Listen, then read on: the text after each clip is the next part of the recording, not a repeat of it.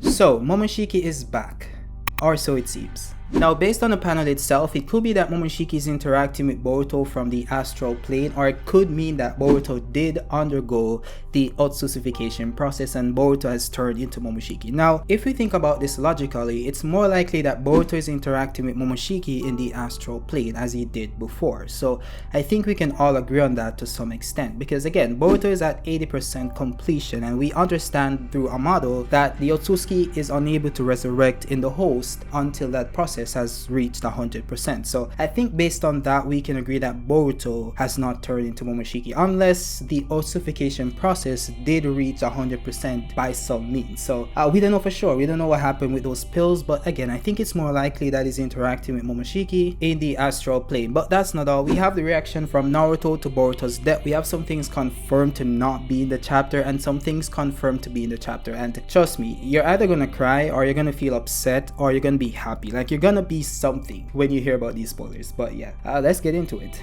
So as per usual, I want to say hats off to Organic Dinosaur. She comes in clutch every single month with the juice, and I know it sounds like a script at this point, but trust me, this is just the truth. So yeah, hats off to her once again. But yeah, I have some information on the chapter I want to go through with you guys. It all stems from Organic Dinosaur, but we have others that she kind of gives the information to so they can bring it to us as well. But they always link it back to Organic Dinosaur because she really has the information and she's the one giving it to them as well. So we have John Unknowing on Twitter, and he came up with the title for chapter 67 titled Rift, and we can say that this is true because again, this was endorsed by Organic Dinosaur. We know that she has legit information, so yeah, we can take this as fact as far as I'm concerned. Now, what the title Rift implies is that there's going to be some type of tension and some kind of disagreement between someone or two individuals, and likely that's going to be Naruto and Kawaki. And I think that was definitely predicted by most of us in the community, that there was going to be some disagreement over Kawaki killing Naruto's son. I think we can all agree that that was going to come, but I think the title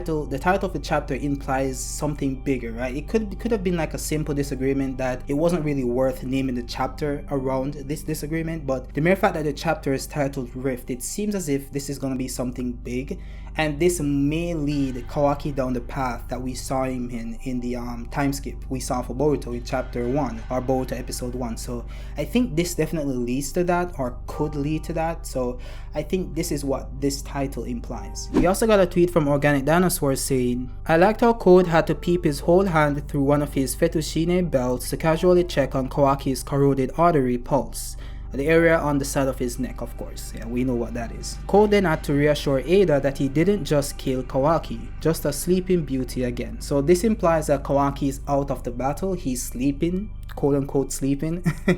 I think he's sleeping, right? We can all agree that Kawaki isn't dead, of course. He's in the time skip. Come on, really. So yeah, since Kawaki is out of the picture, this kind of gives Code free reign, because if you believe that Code is above Sage Mode Naruto, then who is on the battlefield that's going to stop Code? And of course you could say Sasuke is gonna come in, he's gonna save Boruto, he's gonna save Kawaki, he's gonna save the day, right? But that was debunked by Organic Dinosaur when she listed who is gonna show up and what's gonna happen in the chapter itself. So this is the tweet right here. So she says that there will be no time skip, no Papa Sasuke, which means no Sasuke, no dead or dying Shikamaru. So Shikamaru is safe, guys, for the few people who cared about that one. But yeah, no Boruto eyeball thing power up, so that means no Jogan. No Boruto eye scar thing, so that's not going to happen here. When is it going to happen? You know, it could be next chapter, we don't know for sure, but yeah, it's not going to happen in this chapter. And it also says no new cyborg intro, so the new cyborg is not going to just swoop in and save the day. That's not going to happen. And no new battle jutsu, so yeah, no new powers are going to be discovered here. So it's kind of weird. Well, at least no new battle powers. So you could see something occur where a character heals him with a healing ability or something, or revives him, but she specifically said no new battle jutsu. You know, she didn't say no new jutsu in general, right? So it's kind of interesting how she worded that. I might be looking into it too much, but yeah, I think she worded that specifically that way to mean something. So we might see a character use some kind of power to revive Boruto, and you know, I have a theory saying that Ada is going to revive Boruto with her revival ability or healing ability, and it could also be Damon. We don't know for sure. But then we have the panel of Momoshiki, which implies that Momoshiki is going to be the one to heal Boruto or bring him back to life. Now that could be through multiple means, because we are seeing that he has the Renegon that Sasuke destroyed. Now, a lot of people have a problem with this, saying how does he have the Renegon when Sasuke destroyed it? I mean, come on. Boruto destroyed his entire body with the Rasengan, and his body is still there. He still has his Byakugan. So obviously this implies that the Otsutsufication does bring back those abilities or those jutsus, or it just reconstitutes the entire body to what it was before. So he's gonna have the Renegon because it was tied to his genetics basically. So I think that's why he still has it, and it's logical to assume that he would. But yeah, since Momoshiki does now have the Renegon, he now has the 6 pounds of Renegon ability, and that is if you agree that every Renegon user has the same base abilities. I'm not talking about the individual abilities that everyone develops, I'm talking about the base Renegon abilities that we've seen displayed across every single user. So I guess we can assume that he does have access to the revival jutsu or Reni rebirth, so he could literally just bring Boruto back to life. And he also has access to the King of Hell, so he can summon the King of Hell, then Boruto goes into the mouth or summon the King of Hell around Boruto, and he consumes Boruto, and then Boruto comes out completely restored. So that's what the King of Hell does, it completely restores your body to perfection, right? So he could technically do that. Now there's a logistic aspect to it, like can he really do that while being dead? Doesn't he have to be alive to use these abilities on Boruto? So it's kind of weird, right? That's my problem there. If he does have the Renegon, if he does like he's outside of Boruto and resurrects somehow, I see that playing out. But if he's dead in Boruto's mind, basically like a mindscape, then I don't see how he should be able to use those powers. But again, the writers can write anything is possible. If they want it to work, it will work. If they don't want it to work, then it's not gonna work, right? It's up to them really. We also have Majin Lu posting a redraw of one of the panels on page 12, which shows that Naruto is basically hugging Boruto and actually showing that, okay, Boruto might be dead, and this implies that Boruto did in fact die. Naruto is hugging Boruto, and we can assume that he's also crying, right? And then this is the interesting part, right? Then we fast forward to page 29. Now the key detail there is the difference in pages, right? This was in page 12, and now we're skipping to page 29, which shows Naruto looking at Boruto all surprised. And remember, we're going from left to right, right? So Naruto is surprised, or right to left, wherever you want to understand it, wherever your turn, I don't know, whatever, right to left based on what you're looking at the screen. So Naruto is surprised, then he goes to a crying eye, and then he's like, Boruto, right?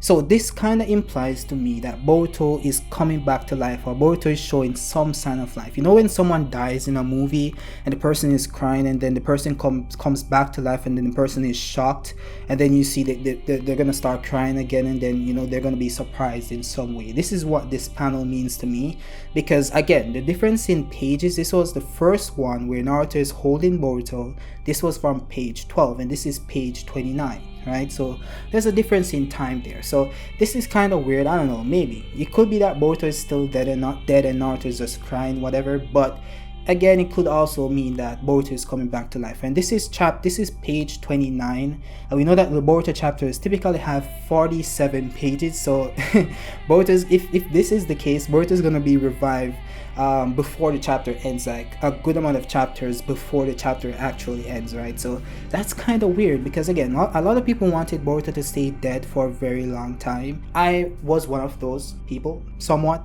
I didn't care either way. I think it would have made sense to keep Boruto out of the story, but it didn't make sense if you had abilities that could bring him back to life, right? I didn't want Boruto to stay out of the story just for the sake of doing so, when there are means of which he could come back, right? So I don't like those arguments, but again, to each his own. My theory was that Edo was gonna kidnap Boruto, then revive him, and the village would still think that he's dead, so the impact of him being dead would still be there, and because everyone would think that he's dead, including Naruto and Kawaki, because they teleported Boruto away before they resurrected him, right? The last time they saw him, he would be dead, so they would still think that he's dead, right?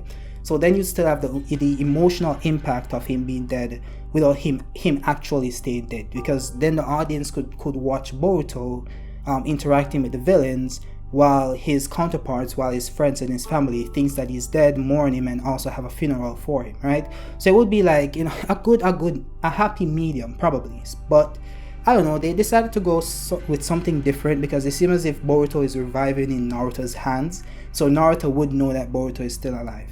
But yeah, that's all the spoilers we have for now, so I might get back with another video later on tonight if they do release something more, or you know, something else, additional information, because that's normally the case. So as you guys see, I normally release like 2 spoiler videos. I normally release the first one, then I release the full spoiler video, right, where we have more context to these leaks and spoilers and also the teases. So expect another video tonight if we get more information or another update. If not, I'll just drop a community post and let you guys know. So yeah, let me know your thoughts in the comment section. Do you guys have an issue with the pacing of the Boruto manga, and do you guys like where it's going as it relates to the spoilers that we just reviewed? Let me know what you guys think about it in the comment section. But yeah, if you like the video, drop a like. If you're new to the channel, hit subscribe, and remember to hit that notification bell to be notified when I post new content. But above all else, have a great day. Peace out.